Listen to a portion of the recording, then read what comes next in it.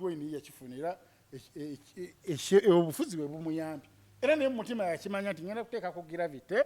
olwa gravity ensobi gye yakola eri ey'omanyira principle ey'okumanyira mukulu wange nti atwale n'omusenyuwa one love n'agamba nokamuteekeko ninga naye akimanyi mu musical tamusobola. Oli ku YouTube channel agaliwo tuula kalira emboozi egw'amakerenda.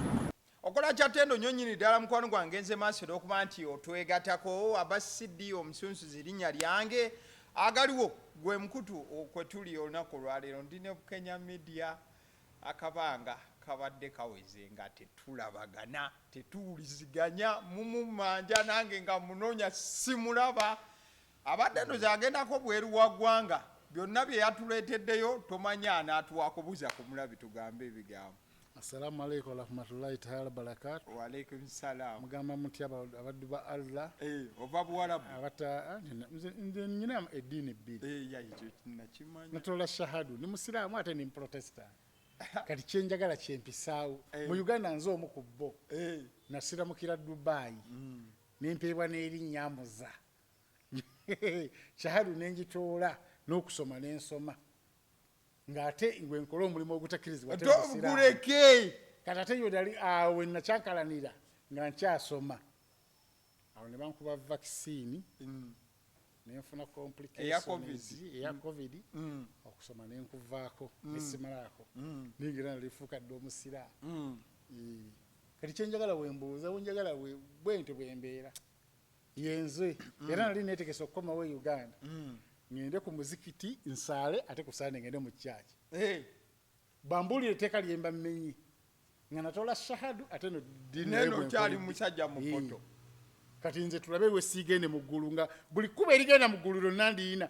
Muhammad mulina ne Yesu mulina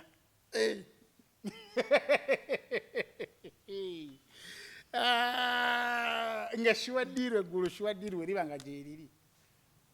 amaye mwe muli basiro gye mugenda ne muddeeyo eggulu eggunga liri luddawa eggulu liri luddawa kyotakoze ku nsi baba bagamba nti mu ggulu kuliba kusanyuka ki kyotakoze wano kyerabire abada na abada buli kintu olina kikolera wano nze banaaba bakuba emigo gyonna abeerayo kati lindako katono kati olaba bino ebyogamba nti Katonda yatuma omwana we Yesu bye batugamba mu Bayibuli Katonda yatuma omwana we Yesu ku nsi n'afa ate n'addayo kati Yesu ava kufiira mu mulembe guno Katonda yandirinze Yesu nga tazze mu mulago anti olufa mulago ng'ebiwoowolo babijjamu omutima nga bagujjamu amawugwa buli eki ensigo nga bazijjamu kati ate Yesu yalizuukidde atya ng'ensigo temuli bandirize Yesu kuzuukira nga abasawo bajja mudde omutima ebigambo bya Bukenya si byange ate kati gwayogera era nze njogera nina omusango gwenkoze waliwo afana tamutwala mulago ate mu abakize nti babaagala nnyo kati Yesu bamutta busi miggo kitegeeza sisitemu zonna naye alinamu ng'ensigo zikola amawugwe gakola omutima nga gukuba kalaso kati yalifuna mulago omutima nga bagujjamu ensigo ne bolos byonna kati nga bamuziika nga bagamba asima ennaku 3 ajja kuzuukira ewa kale awe tugenda mu kyatuleese Bukenya tondiyamba bintu bye Bukenya over the weekend tugenda okujja okuyingira mu weekend nga tulina ebivvulu ebyali birindiriddwa. In fact, one time ekivulu ekyo twakyogerako era kyaleeta obuzibu bw'amaanyi ku Facebook awo ng'okola comparison bw'oba wayita mu comments ebyaliyo tebyali byangu naye kyamaze ne kibaawo. Gravity omutujju yabadde cricket oval then mwana mulenzi Mickey Wine yabadde ku Jahazi Pier Munyonyo mu buufu ofaananako bwe butyo si be bokka Awilo Longoba yabaddewo King Madi then mukadde ke kamu ne tubeera ne Chike Omunigeria bonna babadde wano olunaku no kyadde ekivulu kimu side eri then ne bano abebweru bwabadde side yaabwe then ne bannayuganda nga nabo bakola ki bakuba ekintu kyabwe mu line efaananako bwetyo. Tujja kusooka ndoza wa Gravity omutujju kozi asinze okubanga anywa mu bannaakendo kyentegeeza okunywa mu bannaakendo okuba nti ekivulu kye kyekyogerwako kitunuuliddwa nnyo. trendinze Gravity omutujju ekivulu kyamusaze era ali mu mazigani weewaawo mu bonna abaategese ebivulu tekuli yafunye mu bonna abaategese ebivulu tekuli yafunye ssente nti ono kati mugagga olw'ekivulu kyeyategese okusinziira ku bantu be yafunye. Abantu abakufunisa essente mu kivulu balina okuba nga bangi to the fullest. Ng'ojjuza naye bw'olaba ekivulu nga kibuzeemukko kitegeeza nti tosaliddwa naye tofunye. Kati Mick Wine teyasaliddwa naye teyafunye ye tekyamusaza. wabula zino babadde nga bafuna ebbali mu bagagga ezo zo bazirina naye ez'oku mulyango tazirina. Ate Gravity ye omutujju ye ali mu negativu ye kyamusalidde ddala naye nga tekitegeeza nti ate Mick Wine yasinga Gravity okuyimba. Wabula kino nkigeraageranya n'omuntu alekawo omuwala omulungi n'okwana omubi. Nze wembeera mu bbaala siyinza kukwana muwala mulungi nondayo omubi gurupu ng'abantu basatu nondako omubi ennyo gwensinga enkwana. Kati ate bali abalungi ne bagamba Nakitende afunye bannange. Kati ate abagenda okukwana bali abalungi banguyirwa. Gw'oliwo okuyamba nze kati ono mbanga muyambe obuyambi bonna ne beewuunya nti lwaki ono why this one atujweddemu akendo. Kati embeera eyo yabaddewo nti yembeera ey'obufuzi nga yebireese. Gravity asinga Mick Wine byonna performance okuyimba buli kimu era zaakuba cricket ovo ng'agijjuza. Factors nyinza okugamba nti ziringa 4 oba 3 same yaleeta Gravity okuba nga akola ki nga takwatayo nga kimukuba essaawa zino. Ekisooka yakuba Bobi Wine mu ntandikwa olwo yagamba mbona agenda kuzimba eddwaliro olujjukira bulungi ate n'eddwaliro ne litabaawo n'aleeta omusenyu. Ekyo kyamukkakkanyaamukko we yaleeta seminti n'abiyiwa ku One Love Beach. Ekyo kyamukkakkanyaamukko. Manyi mu music mu society eno mulimu abantu abagamba nti nze mpagira Bobi Wine ne Gravity embenyumirwa byakola mbenyumirwa. Tuvulaba ne Bebe Cool essaawa naye tekimusalangako wajjuza naye tulowooza nti naababa bazze bonna baba bawagira Bebe Cool baba luusi opposition ne Justin nga anyumirwa music. Muwagizi wa muziki si Factor nambeemu. Factor eyokubiri Gravity ono mu baamawulire bano nti yeeyisizaamu bulungi. Yavuma mu bwamawulire ekigambo ekitagambikako ekigambo ekyo nange ndi muyaire sisobola kukyogera. Ate ne mu bigambo bye byazaayogera wano ku interviews bibaddemu nnyo okweraga okwemanya eryanyi mu interviews. Ngate bannayuganda baagala nnyo omuntu omugonvu gwefuula omusiru obeere mugonvu gwoyiseewo kyoyagala. Wenkugambye nti no Gravity asinga Mick byonna bwe yagenda ewa Kiseka byaliwo wabiraba. Gravity yaliko enkuyanja y'abantu nga Mick Wine taliko wadde omulema nga naye batamukuuma terayinza mutuusako wadde obulabe nga balinga batamumanyi namumanya ne twebuuza Mick Wine tebamumanyi. Kati firimu emalamu eggobe mu kirya yeya Tear Gas Canister nti bwe bamala okuba Bobi Wine n'agwa wansi ne gafuluma amawulire nti amasasi n'ateekako ebintu byateekako ebisementi nga biringa ebya muntu okugulu okukutuse n'akwata akagaali n'akatambuliramuko n'akwata emiggo. Kati mulimu abantu abatategeera bulungi bo ne bagamba pulezidenti waffe bakoze eki. Babuloga ba opposition oba abanupu bonna ne batandika okukuba ekivolo kyani kya Gravity. Kati n'obawo abantu abagamba nti gavumenti eno mbi nnyo ate Gravity awagira gavumenti ate yakoze ekivulu tumulagireko awo. Okusasula kye mwakoze ku Bobi Wine tugenda kisasulira mwani Gravity n'asasulira omusalaba gwa yaziguddemu okutuuka tolaba nti abantu batera okutuuka ssaawa 5 ne bagamba nti buli olaba ekivulu nga ssaawa 3-4 temulimu bantu ne bayiika ku 5 omanya babeegayiridde bwegayiriza okuyingira. Gravity zaatuuse 5 ne baggulawo nga ne bebeegayirira okujja okuyingira tebabalaba nti sebo jangu oyingire nga tebabalaba. Yayimbe paka ssaawa 7 nga lowooza oba bajja kujja bakuba ebifaananyi abantu baagaanye. babegayiridde baaganye yayimbe paka ssaawa 7 ng'ayagala kifaananyi kiraga nti kikutteyo baaganye nga wali ono awaga ono abeera mu bivulu ebiganye Shoni Style ani Shoni Style yagenda ku stage n'agamba Gravity bakube naye nga audience ne wakalu n'akola obuntu bwembu awage mwaluddeyo tobawaamu salongo kuba tobattira ku liiso nabo tebaatuwaamu naye nga baaba Shoni ye yajja ku stage awo naye nga ebigambo abyogera nga eri wali ababiwulira nga gye bali anti yagaye Gravity tottira muntu ku liiso kati abantu be bataamutidde ku liiso si Gravity the reverse was true abantu tebazze era bye kibu kati ku bivvulu ekikyasinze okusala mu Uganda ng'ogyeko ekya Ssaalongo Siraagi n'abantu abaali ewa Mudula basinga ababadde wa Gravity ninga tekitegeeza nti Gravity tamanyi kuyimba wabula effect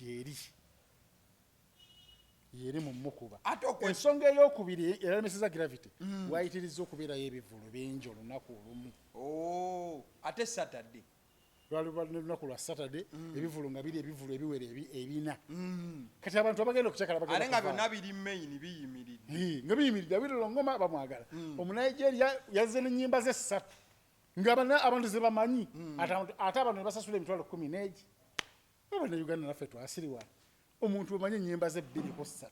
nze nsasule 15 mpuliriza ezo kati ate oli ya levi omukonga abawala gwe beetiginyulirako nga tetumumanyi namumanya kati bannayuganda oba nabo bali kakatuli kati eyo bagendayo abantu 25,000 kati kitegeeza nti abalina okugenda mu Awilo Ngoma Awilo Ngoma yali wameka sijjukira price kati Awilo Ngoma yali ku Sheraton ndowooza alinga ku 2 kati oye kutula ku bano ba Gravity bagabana abantu bagenda babagabana Mick Wayne naye yafuna abantu neti yafuna to the fullest tinakikubye naye ye abantu yadde nabo anti nkugambe tiyagamba tino bakikubite ddala mbwe era afunye nnyo kubanga bali balina okubeera wa Gravity bali basobola okugenda ewa Mick Wayne ninga Mick Wayne yakifuna era obufuzi bwe bumuyambye era naye mumutima yakimanya nti ngenda kuteekako Gravity olwa Gravity ensobi gye yakola eri ey'okumanyira mukulu wange nti atwale n'omusenyuwa One Love n'agamba nokamuteekeko ninga naye akimanyi mu musical tamusobola era kyamuyambye nnyo okutunda naye ekivulu kye nti gwe buli woteeka ekivulu ku kintu ky'omulala kyadvertisinga kyokka ne oba totaddeemu nnyo maanyi mu bulango eno vibe ye kambi kaabala nnyo kali Mick Wayne kaabala nnyo era etwali ewagundi ewenkudi festival era Gravity olwavaayo Mick Wayne yeyaddako basobola boogerako enkya yalinze ono n'agira n'agattawo bombi bazze omulundi gumu ono yavuddewo noono n'ajja naperforminga ate balina ebivulu byebimu ku lunaku ate lweru kitegeeza nti kyevuga kyokka information ebadde era babulooka banupu bona ne bagamba bannange temugeza tulabise tubegayiridde temugenda wa Gravity tulage gavumenti eno nti ndi wabula tebagamba nti nomugende wa Mick Wayne ewali omuziki nabo bakimanyi omuziki teri niye abantu bagenda ku kino nga wonagamba nti nno Museveni tumukoye tufuneyo omunyi w'enjaga oba omulalu yagwako eddalu yesimbe ku Museveni ate abantu ne bawa omulalu tebawa omulalu nti yajja obbanunula baba baagala kulaga oli kifaananyi tetukkoye olaba tutusa okuwa ekidomola kino kati kyekyabaddewo so Gravity ekirungi weyagenze emikono yakikubi naye nga ab'omu Kampala muno bo beekunze bulungi ne bamulemesa Gravity we yali ku stage tulaba yeekyangira ku bbalamu agamba abayimi temuddamu okukwatanga sente zammwe temuddamu okubukinga ebyuma bya bbalamu temukola ki ne yeekandagga andi kati lino essomero eriri ku Ntebe Road olimanyi lye bayita Kisubi kati Gravity yali yeekwata just kuki naye nga byekwatako bikutuka kubanga bbalamu si yagaana abantu okujja Sound si yagaana abantu okujja abantu bulijjo bajja kutwagenda mu nkudi sound yali mbi nnyo naye abantu bajjula ate ne bawoomerwa era ne bawoomerwamu sound yali mbi nnyo naye abantu bajjula kati bbalamu si yagaana abantu okukola ki okujja era sound si yagana abantu okujja kati yagamba nti ebyuma bya Balamu birina ekisiraani kyagamba ate Balamu yagambye nti singa yategeera nti abantu bali batono naba batono we bato yandireese wuufa kansoma akantu ako nze mbabulira oluvannyuma ekituufu ekiriwo waliwo akantu abaana ke batambuza kagamba Gravity omuntu you shouldn't be blaming me for the low turn up of people at his concert. My role was to offer him with the sound,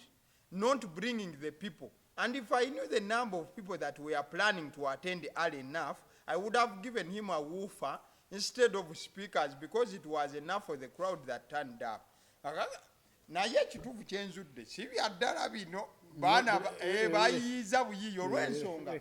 ku makya nkedde kukebera naye tera byandibanga bya ddala si bya ddala omanyi lwaki nze nkedde n'okukebera leero okakasa anti kati emikutu egyo Balamu asobola okukyogera obwogezi oli n'akiwandiika ayi nekirala omanyira nti biyinza okubanga era bituufu wewe biyinza okubanga si bituufu kujja ku kivulo kyabadde mukono saawa zabadde nga 12 awo radio 4 nepostinga ng'eraga amabanga agali emukono n'agamba eno yembeera eri ku kivulo kya Gravity emukono ng'olabira ddala bamuliko bamutambulirako okuboota mukama waffe n'ekirala bw'okuba mukama waabwe oba okuba bonna abakozi bizinesi bwegwa ate baba badaalyawo okubya bizinesi kati bamutambulirako bamuliko kati wetuvaako kale awe wa Gravity then netugendako ewa Mickey Wine Mickey Wine yajja ku stage kati omanye ate by the ebintu bino abantu tebafudde ku kyenkugambye nti abantu ffenna tubifiirwe nti oyimba nnyo tetujja kujjayo ewuwo tugenze wolino leero tamanyi kuyimba kubanga Mickey Wine toyinza mukumbula ennyimba ze 3 soul nga zimbye omu zalina nga hiiti zi collabos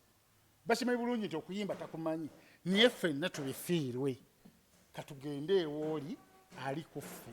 bw'ali ku sayidi ya gavumenti genda gavumenti ekuwe tebagenze eri lwa music wabula kumulagako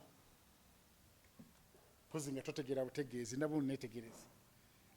nga nyinyonyodde nnyo anduze kyembadde nnyonnyola wakati nga byonna bigenda mu maaso omanyi nze show zonna nali nzekkaanya naye abantu tebayogedde nnyo ku byali ku zi stage kuno baafudde nnyo ku bino birala naye nalaba nnyo wa Mickey Wine nze nali neetegereza but Mickey Wine yajja ku stage kye nasinga okulaba mu performance kuba nze nali neetegereza performance zaabwe but Mickey Wine yakuba nnyo a lot of songs nga sizize in that line ayi nali nakimugaana dda yagenda kujja wizo nayimba ennyimba za Master Parrot nemugamba Parrot yafa Master Parrot yazze by the way nemugamba Master Parrot yafa lwaki oyimba ennyimba z'omwana sina mwana z'omusajja kubanga Master Parrot yali asiga ku Bobi Wine obukulu nga bakuba bonna raga mu masomero bava mu masomero Master Parrot yali mwana mu nze gwemye yali asiga ku Bobi Wine ngera yasookayo Bobi Wine nalyoka ajja nga Master Parrot ye kabejja nga byayimba byamaanyi okusinga ebya Bobi Wine nga Bobi Wine atambulira ku Master Parrot kwe kujja mu Firebase kati wagende wa Wizo ayimba olimba lwa Master Parrot muliro nebuuza oyina show abantu bagala kumanya ku nnyimba zo lwaki oyimba ez'abanno italina nnyimba kyekituufu kati okulwalwako ku stage nti Mickey Wine nga nannyini concert amazeko essaawa namba ku stage alina otutabikamu ez'amukulu we ezaba nga mu Firebase naye nga ye music talina kubanga kolabo zalina alina olwa Levikson alina olwa Kenzo olwaleeta Kenzo alina olwa luno luyaddamu ne Chuzeni Becky ziziringa ez'amaanyi zino zaali tino ayimba ye nga yati oyinza odduulira n'okaba n'amaziga lumbuulire kale nyinza okuba sitegeera lumbuulire anti lumbuulire nti luluno lwavaayo waliwo akayimba ke bayita Namata kati ng'owulira ebyo luyimba bye twayimbanga mu masomero ezo ennyimba za gundi zino kwaya nnyimba za kwaya z'oleeta Namata ezo za kwaya ate nga embeera ye endabikaye mukubi wa raga abulira gwakoowa kale nga tumaliriza naye kati nga tunaatera okumaliriza njagala mbuuze omwaka guno tubaddemu n'ebivulu ebikakasiddwa nti bisaze ndowooza kati oba sofa biri bisatu Mudula kyamusala Ssaalongo Siraajo oyo tetujagamba nti kyamusala oye yakigwamu bugwi n'akibunamu bugwi Ssaalongo Siraajo nga nabayingirira obwereezi ekyo tekirina kuleeta kutya eri bayimbi omwaka bwoba nti mwinamu ebivulu abantu be bagamba nti ebivulu byo biganye kati okwatira ddala tekireeta fiya mu bayimbi bano nti kati ati omuyimbi alina kubanga alina content ekyokubiri n'ebigambo byoyogera mu bantu kubanga abantu be bagenda okujja mu kivulu ebigambo byoyogera mu bantu wano bimatalinga nnyo abantu basobola okwekunga ne bazira ekintu kati mulina okwegendeza nnyo ebigambo byomwogera abayimbi notalumya nnyo bantu kubanga lwa bayogera position nga bo bajagala abalina ensonga zaabwe kati gwe okubalaga nti gwe oli wa NRM nnyo tolina kye bakugamba ng'ate kulasa ogenda kubeetaaga nabo bakulagako aba NRM abamanyi bo tebamalaayo aba NRM kati gwe bumanyi nti babuloga banuupu balina sente okusinga ffe aba NRM obwavu obuli ku ffe n'enviiri zitulemye okusala naye abanuupu abeera ogenda okola basente ziva ebweru nga zijja bo beeyagalako obulamu butambula basawuda madaada bamanyi n'oteega ali ku sekuritalieti yaabwe ne bateega ba MP ne bazibajjako lwampaka bamapu media bakola ki bukyabeera ku nsi yamukuba dda essanyu alifunye kati kuteekawo kamera n'apiiningako ennamba ne baweereza okwo bagaggabo boola utidde obubaka bw'obusemba ku kyaki sirina obubaka tugende ku kirala ndi mu wamagezi twabadde wano bannange tewaliwo wiiki ewedde nembeera nefulumaawo principal baali oba otidde tugireke principal baali bamukubya binnya ebintu tebyali birungi n'akamu kyo si kirungi nesaakufunako awo nange ekivumirira ekyokuddira omusajja obuvunaanyizibwa bw'atyo n'omukuba kubanga principal wa buvunaanyizibwa kyo ffenna tukimanya ali ku mutindiro ogwaki ogwaba pulezidenti tetwagala nnyo okuteekawo mbeera emukuba ate tusasamaze naye kyevumirira mu kyo nti nvumirira abantu abo abawa amawulire aga bulimba oli n'agamba nti nno principal pulezidenti wange bamukubye amasasi ng'ate si masasi kisobola oviirako abantu abeekalakaasa oluusi ne bafa naye nga bafiirwa obulamu ng'omuntu omu atategeera asinzidde ku simu yo ng'oluusi tolina mu Uganda nowa information nti principal bamukubye amasasi semujunganda yakirinamu omukono gwe oli bweru oli Saudi Arabia oba oli London obala n'ofulumya amawulire ago naye erabira nti wajja kubaawo omuntu ayagala Bobi Wine ku mutima awulire ekintu ekyo agambe nti kati gwendaba yenna nkuba bukubi oba taliko okwekalakasa kakana nga bamukubye afudde gwamuye amutaddemu omuliro tolina mu Uganda Seegirinya yakikolako we baali erukka ne bakwata Bobi Wine erukka mwaka ogwedde mu kampeni z'omwaka ogwedde nagamba pulezidenti wange bamukubye amasasi breaking news bamukubye amasasi bamukubye ekisoko mu lubuto ebyenda biri wabweru abantu ne beekalakaasa era kigambibwa abantu abasukka mu 100 baafa niye wali owuliddeko ng'abagamba abanopu bagamba nti tulondoole abantu bano abaafa tubeko kintu kyetubakolera naye nga propaganda yafuluma nga oli tabalamu mukuba nako niye olinagamba bamufumisa ekiso mu lubuto musabire nnyo principal waffe obanga obulamu bugenda statement yakozesebwa nze nganze nkivumirira webaba bakubye Bobi Wine essasi eddala balimukubye mpagira nnyo abagamba nti ddala Bobi Wine bamukubye essasi nkiwagira ne sekikuwagira babanga ddala yebakoze eki nesi kumukuba tiya gaasi gwe nogamba nti ate essasi kubanga mulimu abantu abajja okufiirwa obulamu olwekyo ng'ate ebifu byowadde so ng'ekyo kivumirira ekyokubiri ne Bobi Wine yennyini bwe baba nga ddala tebakubye essasi nga kantu kakunuubuddeko katono gwe n'otuuka n'okwekamula omusaayi gujje kubanga bamulaga nga bakamukuba nga omusaayi guganya okujja nga babulako kyemugukamula abantu balabe nti bamukubye n'otuuka ensambya mu ddwaliro ne bakuteekako n'ekisementi kanu imagine ekisementi kibateekako muntu amenyese ng'afunye obumenyefu ekisementi bakiteekako okugulu kubeere nga kuli mu straight line gwe n'omuwa abasawo amagezi nti muteekeko ekisementi yali photoshop bateekako ekisementi ne bakuba ebifaananyi ne bakijjako ate kyamalako essaawa ziwera ennya bifaananyi bye twalaba nti kisementi omuntu gwe egumba eritakoseddwa nakosebwa ennyini yabyogere yagambye nti obulumi abuwulira mu busomyo eno kugumba yona n'abatuufu ate obusomyo tebubeera gundi bana bali ebigere yagamba nti bagamba buno byebakoona bino bwe busomyo kati ate gwe obukenyu otandise yagamba nti yafuna bwaka gyafunye ekyo ekiwundu kya Bobi Wine niwaatagenda mu ddwaliro kisobola okuwona gwe kimanyi bulungi nnyo nti wofuna spiritual gwe bateeka mu nviiri akikaza bulungi nnyo niwofuna buleke food naye akikaza bulungi nga tata wanyina agenda mu ddwaliro kati ye yakozesa advantage eyo asobole okuba nti nno ebifaananyi biyita mu bankuba esasi mu bankuba netuuka n'okwerabira okugulu okulwadde ate kuno kwafaako ennyo ate gakwekulamu ono omukyali yabadde amulye ku bbali natuuka n'omugamba nti wayi tuswala okulwadde kwekuli wayotta sikuriputi ogitta ate takikungiriza nnyo akantu ke bamukuba sika amaanyi fine si kibi naye ke bamukuba sika amaanyi atandika okubanga n'emiggo emiggo gyakikwako gwomanye obuvune bwe tufunye notagenda na mu ddwaliro n'owona kati zireeta edi mutwe wali nga babukubya amasasi edi mutwe nze nasooka natandika okulaba edi mutwe nga tandaba kujja mu byabufuzi ng'asala nviiri ng'ate azannya puulu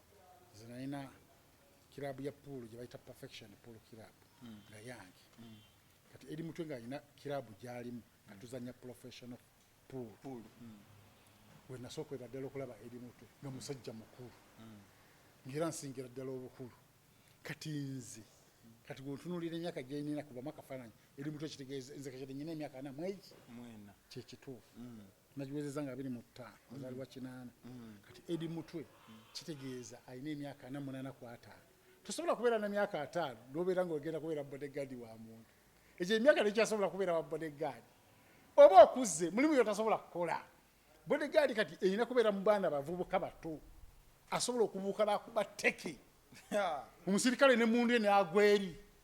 eri mutwe n'ofuna akavubuka ka myaka 15 kasobola omukuba n'akaaba ekisooka eri mutwe talina training yonna gy'alina yakulwana neki kuva abeera mu jiimu munene bamukuweko edi mutwe nze nga nzankuba kubanga mubajega mubeeramu asinga amaanyi takolanga ku training neegi nibamuletera akaana ka myaka 2 mwegi kamukuba musanga akaana kali wano kanywa bbiya nga yali wali akaaba takolanga ku training ye naina ntino yakulwana yalinga mu saluuni ze nga mwasalira ba Bobi Wine envi ng'era takuuma Bobi Wine wabula olw'ennyama ye Bobi Wine olwamanya ntino kati ayingidde ebyobufuzi na edi mutwe n'atandika okwekuutirizaako ye Bobi Wine n'alowooza nti edi mutwe alina amaanyi era asobola n'okukuba abantu abamuliki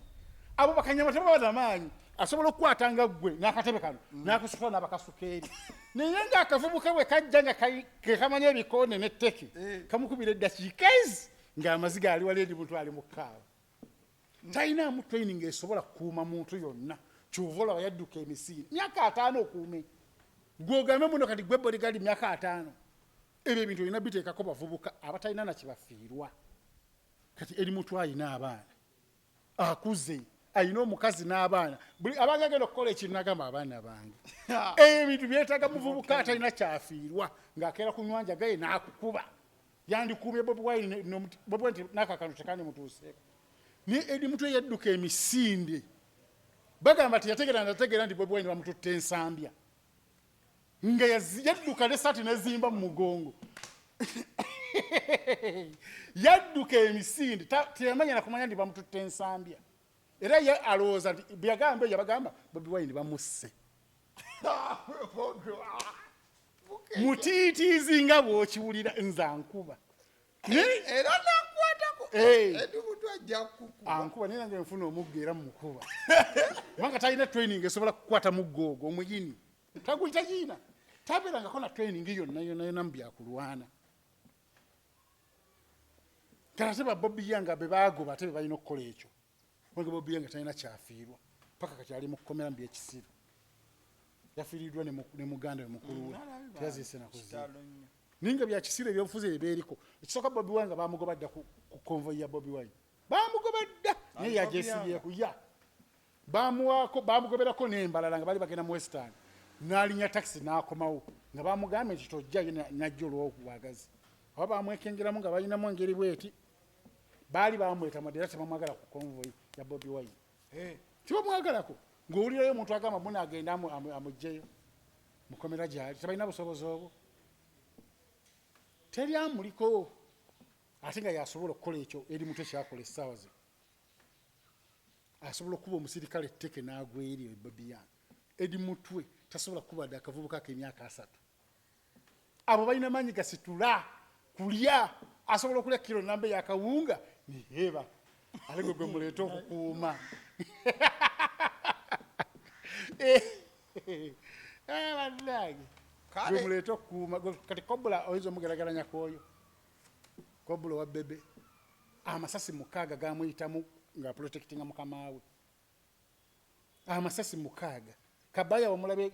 Kobula ebyaddala bamukuba amasasi era Bebe kulu yalinga eringa te Kobula yali bubi nnyo duno lwe bakuba Bebe kulu Bebe kulu bamukuba essasi mu kugulu Kobula yiga amukwata mu lubuto Chuvula Bebe amwagala nnyo amwagala kubanga yali afudde ku lulwe kati Bobi Wine essaawa zino eri mutwe n'afuna ekizibu eri Bobi Wine tayiza nakuwa eri mutwe ssente kubanga tasobola kufa ku lwange ng'owadduse buddusi yamazeemu omusubi ni Kobula kati walaba Ibula Kabadiya kiyakola e Dubai omuntu omu n'alemesa abantu okuba alien skin beba abantu abalina basolidi ngamba nti nfiira ku mukama wange afuna obuvune nga nze nzirusaate kale gw'okuuma ate omuleke wano ng'odduse omulimu ogukubeeza ku konvoyi ya Bobi Wine kukuuma Bobi Wine kale ate obulidde amasasi ate gw'odduse gw'okuuma omuleseewa talina kufuna wadde 10 okuva leero eri mutwe pozi nga ne Bobi Wine tategeera talina kuddamu musasula wadde 10 atamalina ddwaliro gye bamutwala nti yadduka essaati n'ezimba mu mugonge nze bw'anakuba sibiriimu nze nsobola niye nze okubanga nkuba tekitegeeza nti yeetaaga okugumata omuntu ow'obuvunaanyizibwa nga Bobi Wine edi muntu ajja kudoma alabire kuba Kobula yakubako abantu 6 Kobula teke ziyita ziti kati Kobula nga yakutte ku edi mutwe tebasobola kulwana dakika ziwera 2 dakika 2 nga nzijuvu tezisobola yali edi mutwe abeera wali mu maziga n'ebirevu bye tusibula aba kale bannaye mbadde ne Bukenya Media olunaku olwaleero abantu tubalabye edi mutwe bodegali wagundi wamulaba wa Jeno Katumba wamala byakola tuwabiraba yabeerawo mu mbeera yonna okulaba nga protectinga mukama we bodegali wa oli yafa gundi wa poliisi gundi ono mukulu atali kirumiro oli yasooka eri Kaweesi yafiira mu njege eyo n'essaawa zino ogamba edimu 20 no kakikoyinako akavune konna talina wakuwadde akabwa bwe kati mukama we ali ku miggo mbate gw'okuuma oli tubasiibudde kolera kusula motors ogule emotoka bagamba nti babuuli sula motors esangibwa Makindye akasitoto mugende kusula motors mugule emotoka esangibwa Makindye isa kalenda opposite ne Africa Oil we wali sula motors mukwano gwange osobola ogendayo bw'obanga olina emmotoka yo osobola ogitwala n'otopinga app ne bakuwa emmotoka empya oba toyina mmotoka osobola ogenda ne bakuguza emmotoka mbufu ofaananako bwe butyo balina tracking device k'oteeka mu mmotoka yo n'obanga osobola otrackinga weeri obudde bonna mbufu ofaananako bwe butyo njagala n'okutegeeza ku Alison Painters UG bano bagenda maaso okubanga bakusiigira langi ekizimbe kyo wonna w'oli osobola ogenda maaso okubanga obakubira ku 0705 19 36 olunaku olwaleero mbadde ku Urban Bar enesangibwa Namuŋŋoona opposite ne Orthodox Church bagamba nti olwokusatu babeera ne campus night olunaku olw'Essande babeera ne kyoyinza okuyita la branch ate era Friday esembayo mu mwezi babeera n'ekibira mbeere bulungi. Thank you so much.